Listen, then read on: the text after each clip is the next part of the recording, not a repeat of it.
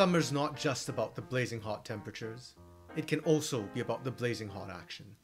Forget about the summer blockbusters for a moment, because with the action from PGCQ, it's Morbin time. I'm RandomMinionCaster and welcome to Random's Rundown, where this week we'll be covering the last games of the group stages and the quarterfinals from the 2022 Proving Grounds Summer No. 1 tournament.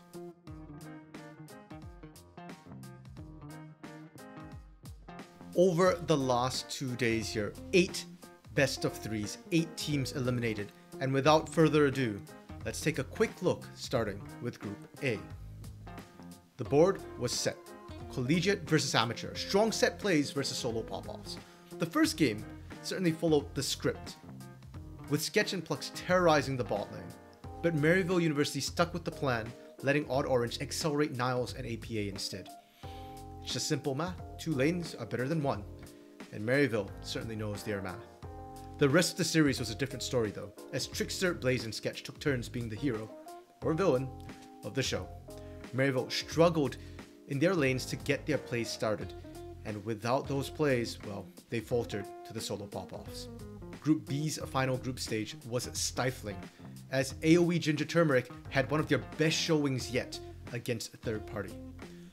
Third Party managed to get just his signature Rakan, which had popped off in previous weeks, but despite some fancy feat, AoE Ginger Turmeric saw an incredible performance from every single member of their team to find lane leads. Win lane, win game. It's doable when you can win every single lane like this.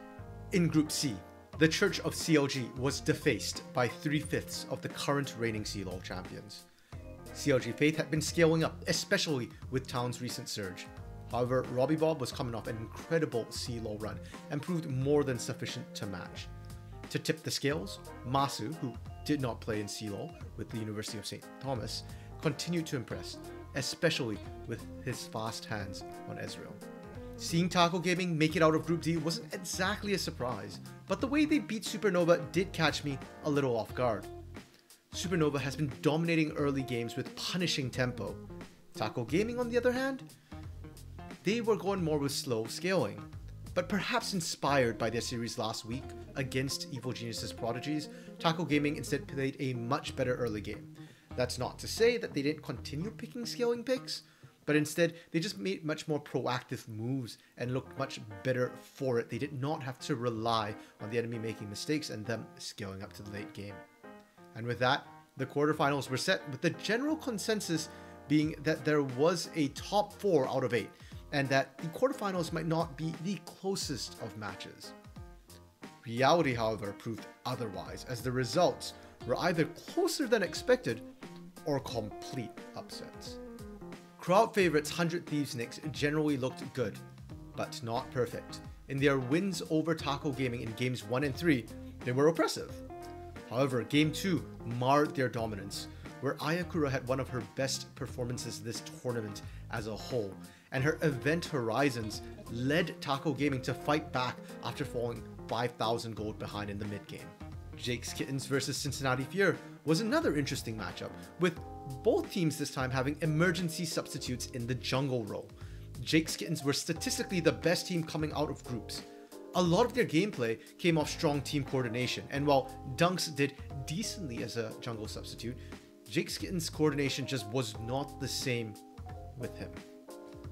But that's still no excuse for giving Dragoon Darius, as he once again got his preferred matchup into Gangplank. To add salt to the wound, Fear's emergency substitute, Goo of Super Sunshine Fruit Basket Warriors, was a perfect fit. If anything, the team actually clicked better than ever, with wins in every single lane, leading to the most one-sided series of the quarterfinals. You can call it an upset, but Dragoon certainly didn't. And speaking of upsets, we had another one with Team Pending continuing to truck on with their seemingly unstoppable momentum over the exciting Evil Genius's Prodigies. Now, if you look at the scoreline after, Evil Genius's Prodigies didn't look very good. However, don't let the numbers fool you. EGP were performing at a high level. This was simply a case of Team Pending being utterly amazing. Robbie Bob's Victor needs to be banned. It crushed CLOL, and it's crushing here in PGCQ as well. Kitsuo continues to play out of his mind in the jungle, pairing with Robbie Bob for that jungle mid synergy. However, an underestimated player on this team is Topo, not from the CLOL team, who often gets overlooked due to his penchant for playing weak side on tanks. But in game 2, he's an absolute monster on Ornn, because Ornn is only partially a tank. He's the assassin, bruiser, fighter, AD carry, whatever you need, and Topo utilized all of it. Lastly, to cap off all the games, we had the AoE Civil War, which seems to be a staple of the amateur scene at this point. As expected, it was an absolute barn burner, with games 1 and 2 being incredibly close. AoE Ginger Turmeric levied their, shall we call it, interesting drafts with some very nutty combinations coming through. Carthage Jungle with Gangplank mid for perfect side lane control in game 2, and Captain Shrimps on his, shall we call it, patented singed mid in game 3 to try and counter Young's Irelia. However, the casters unanimously voted for an AoE win for a reason, as AoE showed great resilience with their playstyle. They refused to fall into Ginger Turmeric's pace here. And not only did we see AoE close out when they got ahead like they regularly have this tournament, but even when behind they made plays, with Winnie stealing away Baron in game 1 to turn the tides. In games 2 and games 3 as well, Young and Lynx positioned flawlessly to pump out the necessary damage while constantly denying AoE Ginger Turmeric's engages into them. A well-fought, hard-won win for AoE Esports. 100 Thieves next. AoE Esports, Cincinnati Fear, and Team Pending. 4 teams and 2 days left to crown a new PGCQ champion.